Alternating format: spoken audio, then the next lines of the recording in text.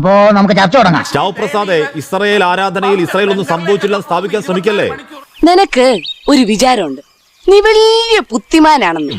ഇറാനിൽ സംഭവിക്കുന്നത് പോലെ തന്നെ ഇസ്രായേൽ സംഭവിക്കുന്നുണ്ട്. ഹാഷ്മി, ഞാൻ നിർത്തിയിട്ട് ഇറങ്ങി പോകും കേട്ടോ. ഓ, അപ്പോഴേക്കും പിണങ്ങിയോ? ഇസ്രായേലിന് ഈ ലോകത്ത്, ഇസ്രായേലിനും ജൂത സമൂഹത്തിനും ഈ ലോകത്ത് ഒരു രാഷ്ട്രമായി ജീവിക്കാനുള്ള എല്ലാ അവകാശവും ഉണ്ട്.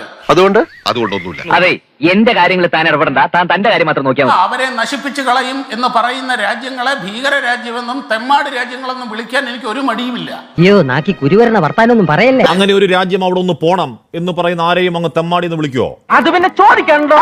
ഒരു ജനതയ്ക്ക് ഈ രാജ്യത്ത്, ഈ ലോകത്ത് ജീവിക്കാൻ അവകാശമില്ല എന്ന് പറയുന്നവനെ വിളിക്കേണ്ട മിനിമം പേരാണ് തെമ്മാടി എന്ന്. എന്നാ ഒരു പ്രതികരണം ഒന്ന് കേൾക്കാവോ? എന്താ വിരോധം കേട്ടോ? ഒരു വിരോധമില്ല. आक्रमणकारी आक्रमण के फलों का उपभोग करे, ये हमें अपने संबंध में स्वीकार नहीं है. तो जो नियम हम पर लागू है वो औरों पर भी लागू होगा.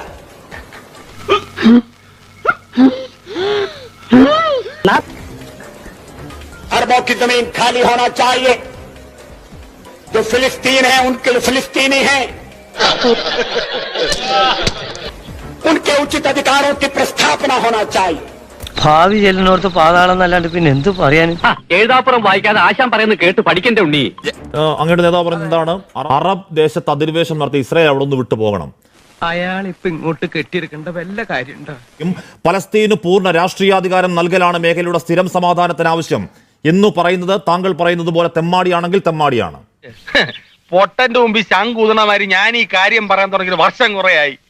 അല്ല, നിങ്ങള് കാര്യങ്ങളെ വളച്ചൊടിക്കരുത്. കിടന്ന് ഉരുളാൻ നോക്കണ്ട. താങ്കളാ പറഞ്ഞത്. പാലസ്തീൻ, താങ്കൾ ഇപ്പൊ പറഞ്ഞു നാക്ക് വായിക്കാതെ ഇട്ടതേ ഉള്ളൂ. അങ്ങനെ പറയുന്നവർ തെമ്മാടിയാണ്. ആ നാക്ക് ചവിട്ടി പുറത്തേക്കിടാനാണ് ഞാൻ വന്നത്. അവർക്ക് രാഷ്ട്രമായി നിലനിൽക്കാൻ അവകാശമുണ്ട്.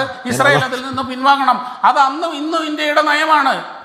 അത് കോട്ടപ്പള്ളിയുടെ തന്ത്രപരമായ ഒരു ഒഴിഞ്ഞു മാറ്റമാണ്. പാലസ്തീനോടുള്ള നയം, അല്ലാതെ ഇസ്രായേൽ വെറുതെ കിടന്ന് ഉരുളാദാശനെ. ഷാബു പ്രസാദെ, അതായത് അവിടുന്ന് പൊക്കോണമെന്ന് പറയുന്ന ആരാ പറയുന്നത്?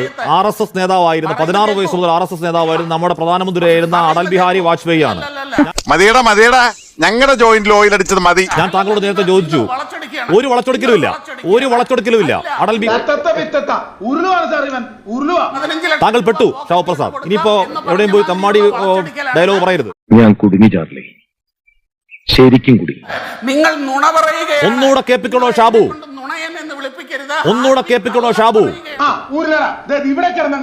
താങ്കൾ ഇത് ബഹളം വെക്കേണ്ട കാര്യം എന്താണ്?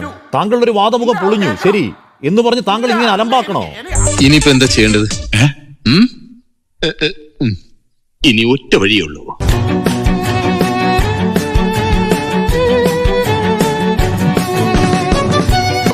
പത്തര മണിക്ക് കമ്മിറ്റി മീറ്റിംഗ്. ഞാൻ ഈ യോഗത്തിനായി നീക്കി വെച്ചിരിക്കുന്ന സമയം കഴിഞ്ഞിരിക്കുന്നു. യോഗം പിരിച്ചുവിട്ടിരിക്കുന്നു.